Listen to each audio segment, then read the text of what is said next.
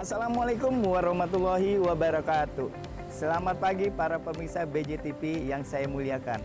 Saat ini saya berada di kantor DPRD Kota Cilegon, yang mana saat ini saya akan berbincang-bincang bersama Bapak Wakil Ketua 1 DPRD Kota Cilegon, Bapak Haji Sofidin. Untuk lebih lanjutnya, mari ikuti saya.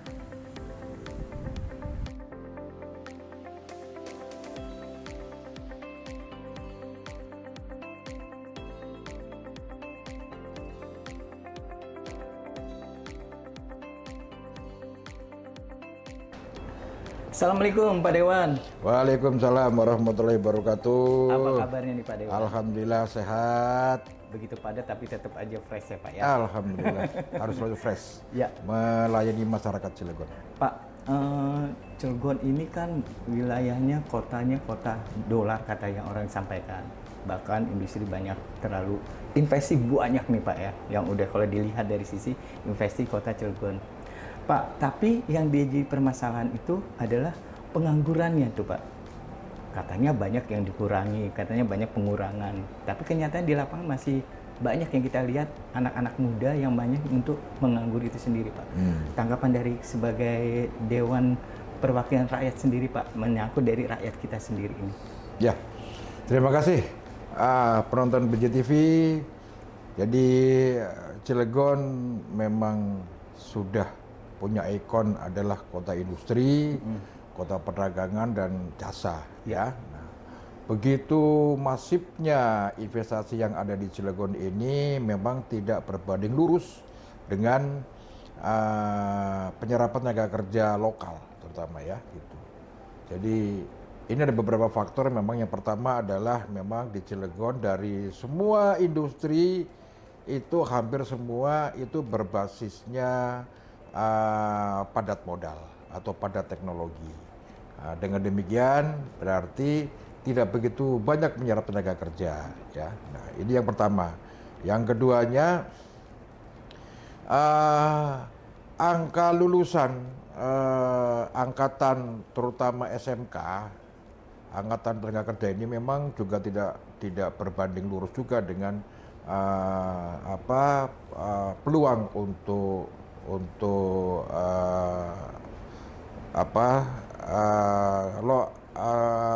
peluang untuk penerimaan tenaga kerja, ya. Nah, Cilegon ini saya katakan kota penyedia lapangan kerja, ya. Penyedia, ya. Artinya Cilegon ini memang punya basis industri yang memang membutuhkan tenaga kerja, makanya penyedia lapangan kerja. Makanya Cilegon ini menjadi magnet tidak cuma dari kalangan pencari kerja masyarakat lokal, tapi juga pencari kerja dari luar daerah dan juga dari luar negeri. Gitu. Ini Cilegon. Artinya luas ya Pak ya? Sangat luas. Nah, ini yang menjadi tanggung jawab kita bersama, kita sebagai selaku legislatif dan juga eksekutif, ya, dengan stakeholder yang lain untuk bisa mengatasi bagaimana agar SDM Kota Cilegon ini bisa terserap di industri yang ada di Cilegon. Walaupun sampai hari ini jujur ini bahwa sampai Oktober ini kemarin ini, ya, di Agustus kalau nggak salah, ya, 2025, ini angka pengangguran Cilegon ini naiknya luar biasa. 7,41%. Tinggi masih ya Pak? Iya, sekitar 15.400-an. Ini naik dibandingkan dengan periode yang sama di 2024, ya, itu 6,08%. Artinya ini naik luar biasa. Berarti naik dong Pak ya? Naik. Dibandingkan dari tahun ya, sebelumnya. bahkan dong. dengan rata-rata provinsi yang 6,69, ini juga kita tertinggi. Karena udah 7,41. Mirisnya Cilegon ini adalah kota penyedia lapangan kerja.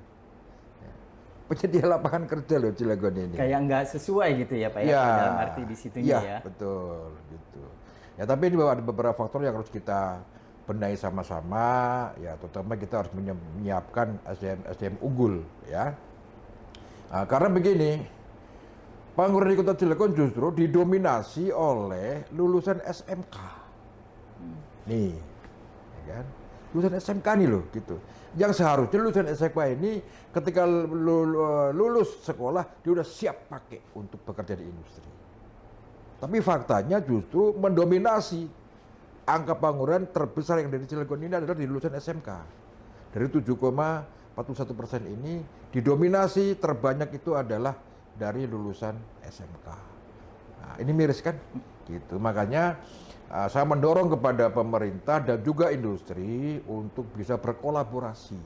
Ya, industri saya minta bisa berperan memberikan pelatihan-pelatihan di sekolah-sekolah SMK terutama karena saya ini menurut saya SMK kan ya, SMK untuk memberikan pelatihan-pelatihan yang memang pelatihan-pelatihan ini nantinya ini skill yang dibutuhkan oleh industri itu sendiri.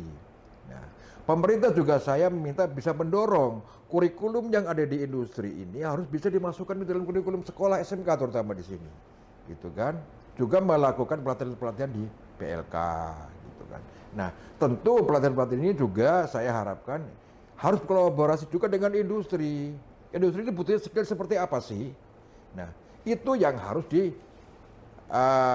latihkan nih baik di sekolah masuk ke kurikulum maupun di BLK gitu. Artinya ketika dia keluar dari pelatihan itu dia udah siap diterima di industri apakah berupa pemagangan ataupun menjadi langsung karyawan gitu. Ya, kalau bicara memang di SMK ya Pak ya. Kalau kita lihat dari sisi yang tadi Bapak bilang bahwa SMK itu sebenarnya sudah siap pakai. Tapi apakah dari sekolah itu sendiri tidak memberikan satu dukungan atau bagaimana dari si anak itu sendiri? Beberapa faktor ya. Makanya saya katakan tadi peran kita semua, tanggung jawab kita semua ya. Kita harus mengevaluasi. Saran saya itu tadi bahwa industri harus hadir ya, harus hadir di sini. Artinya industri kan di sini kan hampir semuanya kan industri berat ya. Gitu. Artinya industri itu dia butuh skill SDM yang punya skill seperti ini. Nah, itu dimasukkan ke dalam kurikulum SMK, gitu kan? Nah, agar nanti keluar dari SMK itu dia udah siap, udah menguasai skill itu, gitu. Jadi bisa bersaing dengan tenaga kerja dari luar daerah Cilegon maupun dari luar negeri gitu. Ini yang harapkan seperti itu gitu. Itu salah satu langkah-langkah strategis kita ya gitu. Kemudian juga PLK dalam ini pemerintah juga harus memberikan pelatihan-pelatihan yang bersertifikasi agar lulusan PLK yang di Cilegon ini benar-benar punya integriti gitu kan dan siap bersaing untuk mendapatkan posisi pekerjaan di industri yang ada di Cilegon. Gitu. Pak, dari Bapak bicara tadi BLK ya Pak ya. BLK itu sendiri katanya harus didorong nih Pak. Nah, sejauh mana sih Pak dari DPR sendiri untuk memberikan dorongan kepada dinas tersendiri yang untuk menyiapkan BLK itu sendiri Pak? Oh ya, jadi kami mendorong kepada Disnaker ya, terutama Disnaker Cilegon untuk lebih intens melakukan komunikasi, silaturahmi dan juga koordinasi dengan industri apa-apa yang dibutuhkan oleh industri ini sendiri, skill apa agar nanti bisa dilakukan pelatihan-pelatihan di BLK Cilegon gitu ya. Dan industri juga harus hadir di BLK Cilegon gitu. Jadi jangan hanya dalam hal perekrutan saja gitu kan ya. Nah, makanya ini tanggung jawab kita semua lah ya. Semua stakeholder yang ada di Cilegon. Karena dengan angka pengangguran TPT yang naik cukup signifikan, ini menjadi salah satu bentuk kelemahan dari segala sektor ya. Nggak cuma di legislatif, eksekutif, PLK, dunia pendidikan, juga industri itu sendiri. Itu tanggung jawab kesalahan kita semua. Itu tanggung jawab kita semua. Bukan menyalahkan satu orang, satu dua lembaga ya. Tapi ini peran kita semua. Dan ini harus benar-benar kita berkolaborasi, harus benar-benar kita punya komitmen agar ini harus kita atasi bersama. Gitu. Artinya pendekatan juga terhadap dari industri itu juga harus diterapkan Betul, ya Pak ya? betul. Jadi dari industri juga harus ada pendekatan dengan pemerintah, dalam hal ini BLK ya, juga dengan dunia pendidikan, dalam hal ini SMK ya gitu ya. Terus mungkin juga nanti perlu regulasi yang harus dibuat oleh DPRD untuk menjadi payung hukum untuk pelaksanaan ini, kami dorong gitu ya.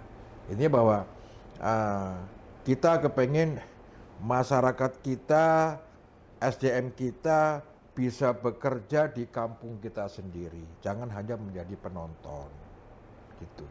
Ya, artinya kita juga harus mendorong dari segi SDM-nya untuk adik-adik Betul, itu. SDM itu wajib ya. Karena kalau tidak diadakan pelatihan dan peningkatan skill, itu kita tidak akan bisa bersaing. Ya. Karena yang datang ke Cilegon, saya katakan tadi itu kan ini magnet ya. Tidak cuma dari luar daerah Cilegon, tapi dari luar negeri juga datang ke Cilegon untuk mencari pekerjaan. Karena Cilegon ini adalah penyedia lapangan kerja.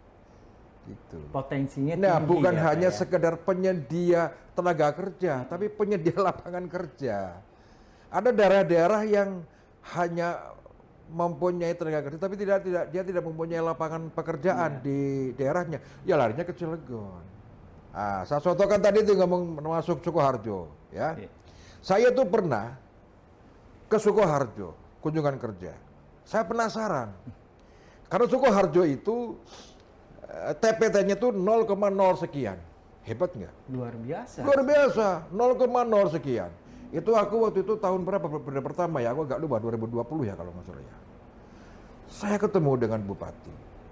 Penasaran, saya langsung kunjungan kerja ke Kadisnaker. Disampaikan betul 0,0 sekian. Ini yang membuat saya, kok bisa? Saya penasaran. Cilegon bisa nggak seperti ini? Pak, coba saya minta, apa sih? Apa namanya itu? Rumusnya, metodenya apa? Nah, yang membuat saya terkaget apa? Pak, di Sukoharjo ini hampir tidak ada pengangguran, 0,0 sekian. Karena apa, Pak? Lulusan sarjana, lulusan SMA, lulusan SMA, SMK, setelah lulus mereka hijrah ke kota-kota besar yang kota itu mempunyai lapangan pekerjaan. Di antaranya mungkin juga ke Cilegon. Di Cilegon ikut saudaranya ganti KTP, daftar ke Disnaker sebagai pencari kerja. Di kita nggak ada pengangguran karena semua keluar semua Pak anak-anaknya. Nah hebat kan? Kalau dipikir di sana Ya, tidak ada industri. artinya tidak ada industri di sana. Tapi mereka bisa jalan. Tapi gitu. bisa 0,0 sekian. Luar biasa Nah, sekali, saya ya. tanya lagi, loh Pak, mungkin ada yang bukan angkatan kerja, angkatan-angkatan yang lulusan itu yang mungkin sudah dewasa. Nah itulah Pak, pun nggak ada di sini Pak. Loh kenapa? Di sini Pak, ibu-ibu yang menganggur itu juga keluar kota, mungkin ke kota Cilegon juga. Ada yang jualan jamu, ada juga bapaknya jualan bakso. Selesai gitu. Jadi masyarakat Sukoharjo mungkin sebagian masuk ke Cilegon, ya kan, di sini menjadi pengangguran di Cilegon, mencari kerja. Beralih ya, Pak ya. Itu kan. Nah, makanya Itu bagaimana dengan Cilegon sendiri? Untuk nah bisa inilah mengirim kita menjadi salah satu penampung tenaga kerja. Nah makanya Cilegon kenapa selalu tinggi angka TPT-nya ya gitu. Salah satunya itu gitu. Berarti kalau dipikir anak-anak Cilegon nggak berani keluar, jangan-jangan begitu ya Pak? Apa karena dia pikir kan di sini lahannya besar? Ya karena begini, kalau memang di Cilegon ini penyedia lapangan kerja, kenapa harus mencari keluar? Iya. Makanya harapan saya kan angkatan kerja di Cilegon ini bisa bekerja di kampung sendiri lah gitu. Betul. Masa di depan mata banyak industri kita nggak bisa kerja. Tapi ya harus berani bersaing dong, gitu kan, dengan SDM yang dari luar kan. Makanya kita perlu ada penambahan skill tadi itu. Nah, Artinya penguatan itulah yang perlu Iya. kita tekankan kepada anak-anak kita ini ya Pak ya. Iya, iya, iya, iya, iya.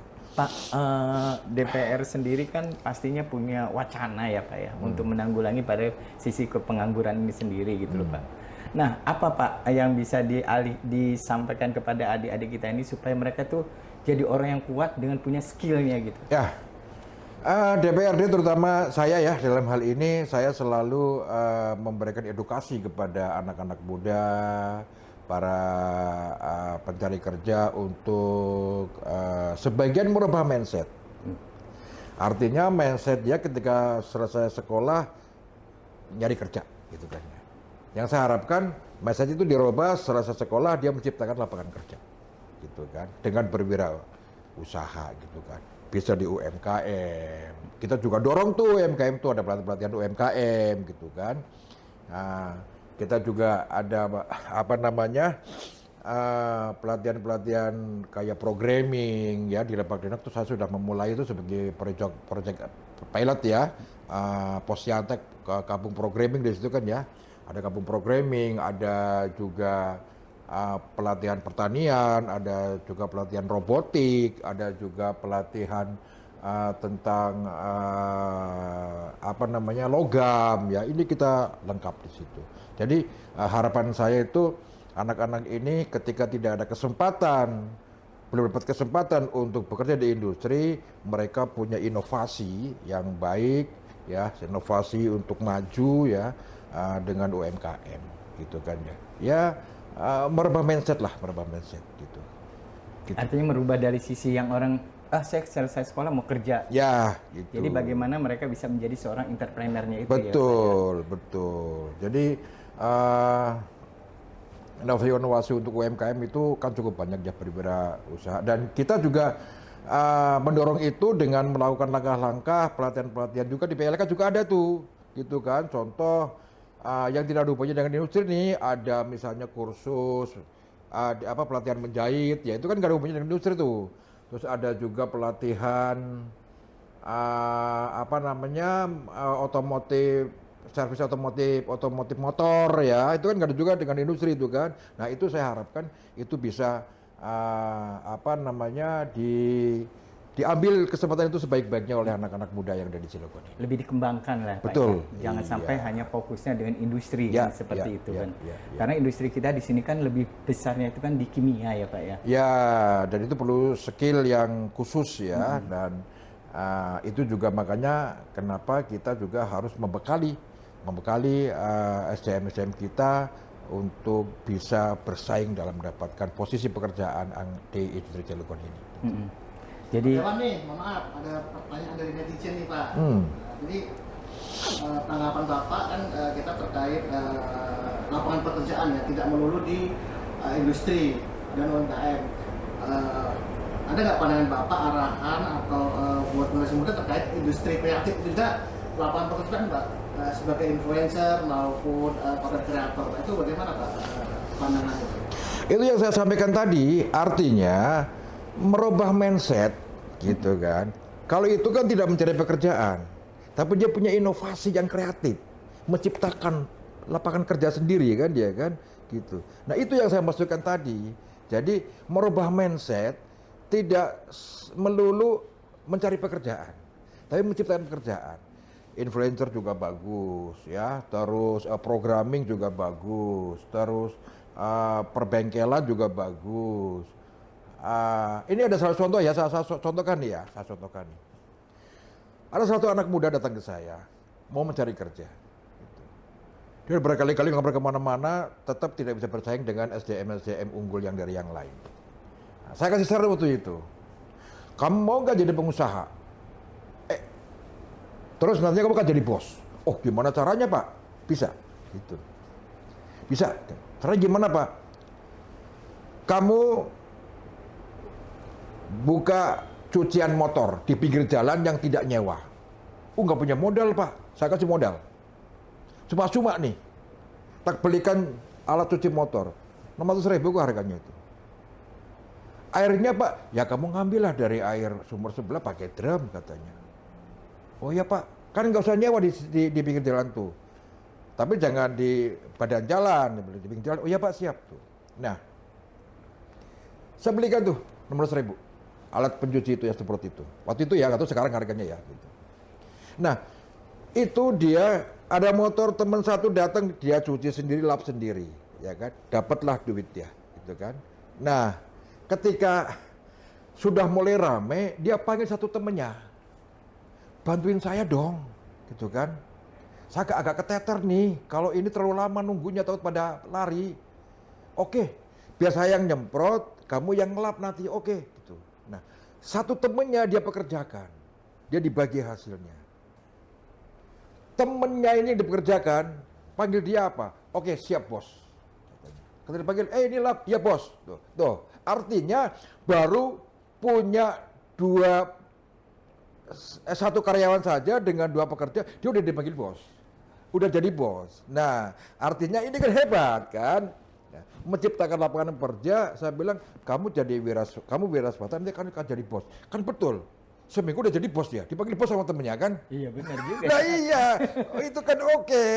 Dengan penemuan jalan seperti itu kan. Nah, artinya itu salah satu contoh. Iya. Dan banyak contoh-contoh yang lain yang bisa dikerjakan gitu. Jadi benar tadi yang dibilang Bapak kan, kita harus inovatif, gitu, Ya. harus kreatif, Ya. atau kreatif kita gitu Betul. kan. Artinya hobi juga bisa menjadikan suatu pekerjaan kalau memang Ya. dijalankan dengan cara yang Ya. memang bisa menghasilkan. Betul. Ya, Pak, waktu sangat sempit sekali nih Pak ya. Bisa kali ya? Banyak sekali Pak, Baru kayaknya tidak terasa ya Buat Pak ya. kata ngomong saya, udah habis waktunya. Ya, demikianlah para pemirsa BJTV berbincang-bincang dengan Bapak Wakil Ketua 1 Bapak Haji Sohidin yang memang dasarnya juga memang ada basically ya daripada pengusahanya. Ya, kita akan bertemu kembali pada episode yang akan datang. Assalamualaikum warahmatullahi wabarakatuh. Waalaikumsalam warahmatullahi wabarakatuh.